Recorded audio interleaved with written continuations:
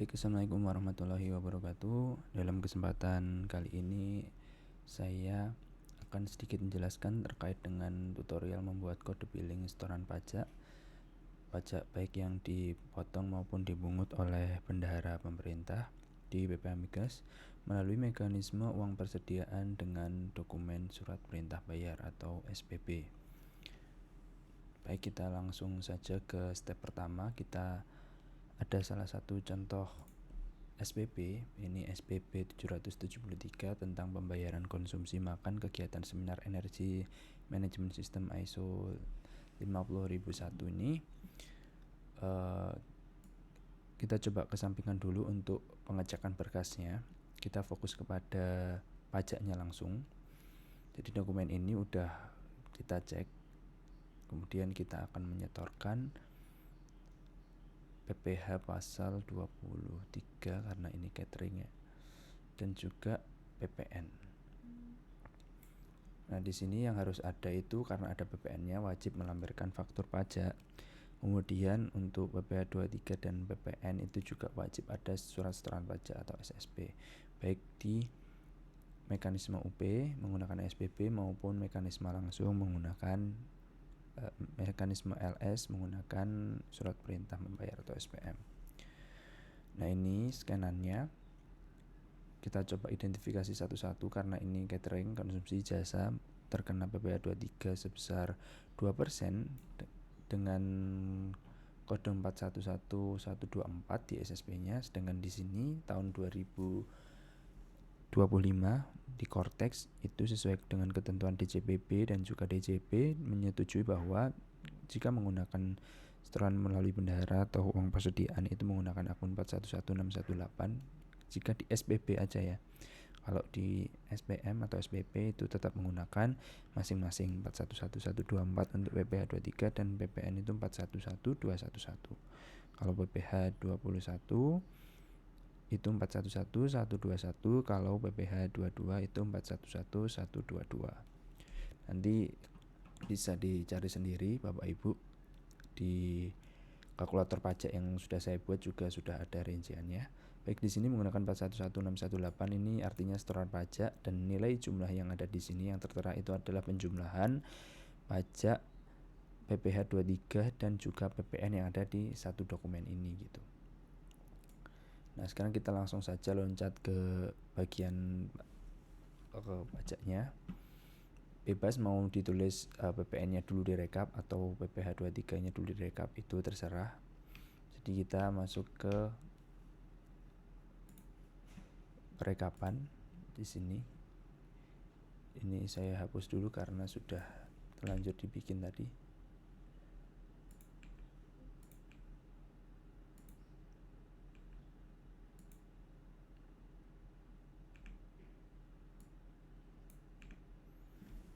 Nah, ini karena dia itu hijau PPK-nya Pak Beni.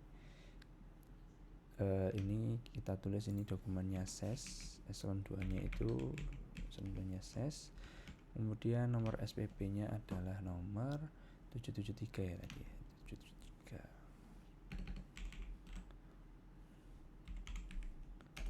773. Kemudian dokumen tanggal SPP-nya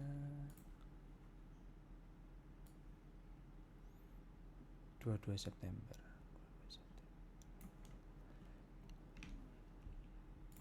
22 September 2025. Kemudian NPWP-nya dia Arta Laksana Mandiri, jadi kopas aja dari yang atas. Sama, dia akan muncul sendirinya nama penerimanya karena ini udah rumus otomatis menggunakan VLOOKUP. Sama NPWP-nya. Kemudian PPh pasal berapa? Ada PPh-nya kan tadi, PPh pasal 23 karena ini 411124 ya.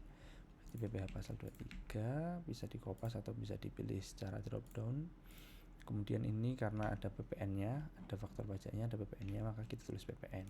Kalau misalnya nggak ada PPN-nya maka ditulis saja non PPN. Dan kalau misalkan dia non PPN, nggak ada PPN-nya, kita tulis 0 aja, dia otomatis merah nanti. Tapi kalau misalkan ada PPN-nya berarti nomor faktur pajaknya kita wajib isi. Nomor fakturnya yang mana sih? Nomor faktur pajaknya itu yang ini, 02002 ini kita isi ke sini, 02002 526.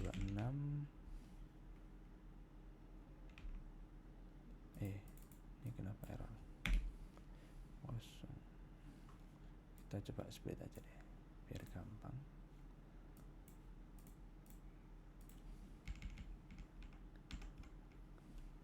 Kosong 2 502.633.77.845. Oke. Nah di kolom K ini nomor faktur pajaknya, kalau misal dia itu double udah pernah diisi, maka dia akan teridentifikasi merah seperti ini. Itu sebagai tanda bahwa itu udah pernah dicatat gitu.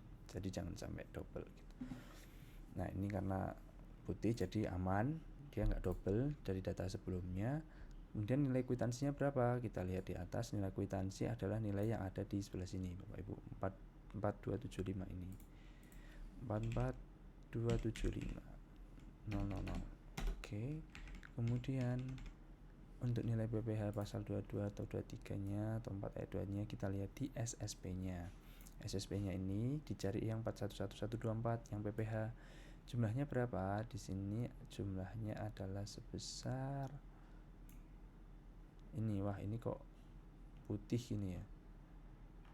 Ini scanannya rusak, jadi diusahakan Bapak Ibu kalau misalkan scan berkas itu harus lengkap ya.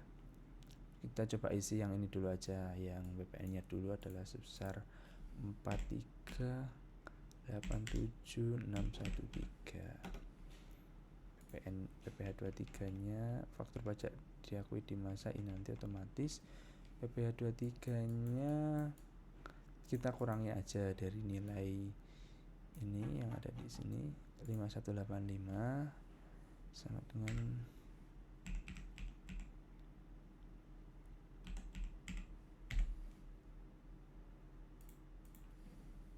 sama dengan 5185.359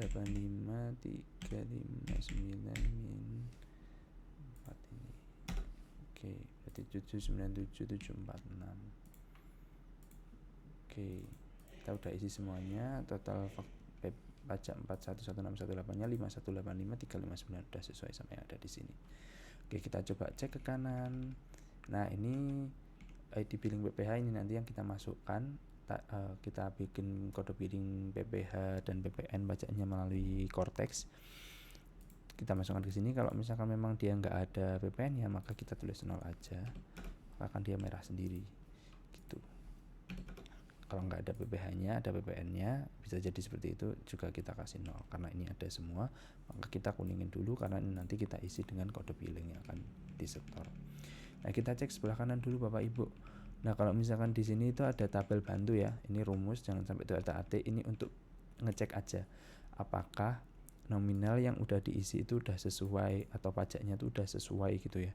Karena bisa jadi pajaknya salah. Nah, selain menggunakan kalkulator pajak yang sudah saya buat, nah bisa juga dicek juga, cross check data yang udah dimasukkan ke Excel ini atau spreadsheet ini itu udah bener apa belum. Itu coba cek di kanan. Kalau misal ini selisihnya 0 atau selisih 1 gini aja, itu berarti udah benar. Kalau cuma 1, 2 gitu aja, itu karena pembulatan aja Bapak Ibu, jadi itu tidak masalah.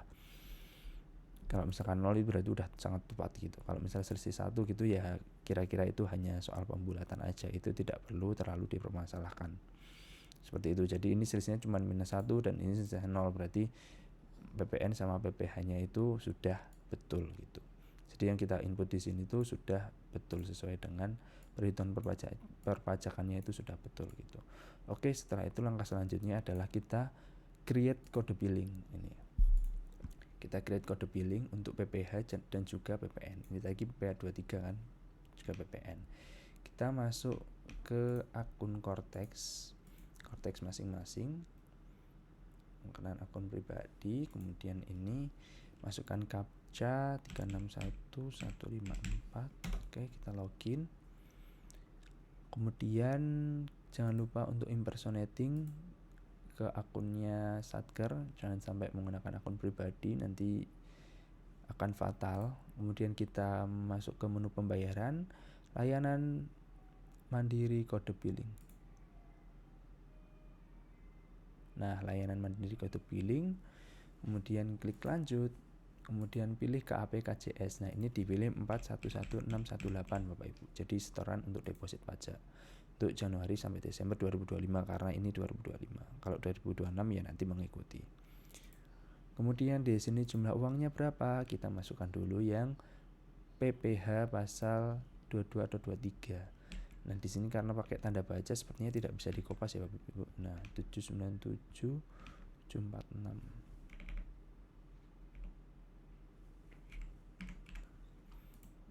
797.746, jangan sampai keliru ya Bapak Ibu. 797.746 untuk pembayaran PPh pasal 23. Untuk masa ini karena sekarang itu Oktober ya, berarti kita masukin untuk masa Oktober.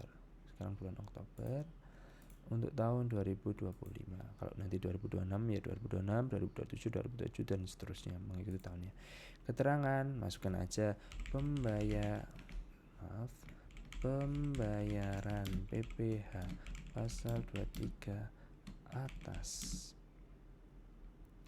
dokumen SPP 773. Gitu aja. SPP 773 garing PP tahun 2025, gini aja. Kemudian unduh kode billing. Nah, kemudian udah terunduh, kita lihat kode billingnya, nominalnya kita pastikan benar 797.746 pasal 23.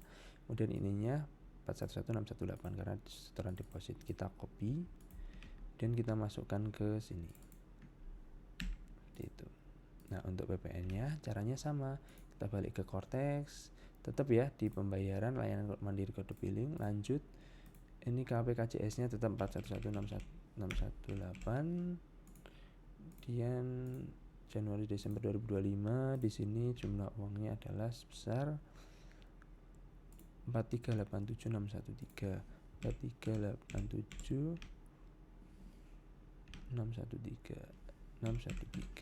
Oke, untuk pembayaran PPN dalam negeri. Nah, untuk masa Oktober tahun 2025, pembayaran PPN atas dokumen tagihan SPP 0773 garing PP tahun 2025.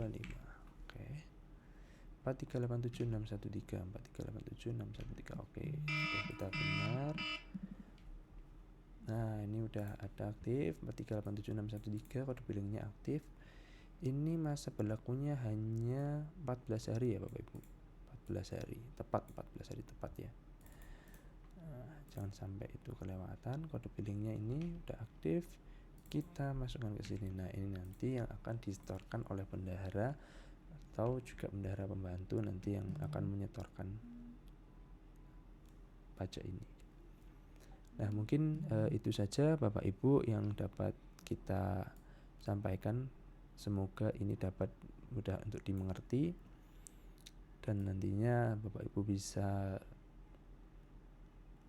juga untuk melakukan tugas yang sama seperti ini ketika memang mungkin kami berhalangan atau bagaimana. Terima kasih sudah belajar Bapak Ibu, terima kasih sudah membantu. Apabila ada pertanyaan lebih lanjut, itu mungkin bisa ditanyakan secara personal pada saya. Baik, terima kasih. Assalamualaikum warahmatullahi wabarakatuh.